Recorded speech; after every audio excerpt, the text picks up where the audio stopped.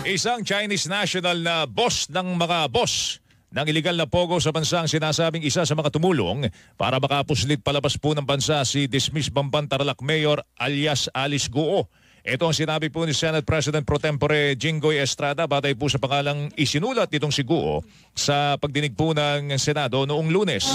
Hindi sinapubliko ng mga senador yung pangalan, pero sinabi noon ni Senador Risa Hontiveros na nabanggit na ito sa mga naunang pagdinig. He is a Chinese national and allegedly, based on the reports that I have received, he fled the country and he is now in Taiwan. I heard that he is the boss of all the bosses of Pogo.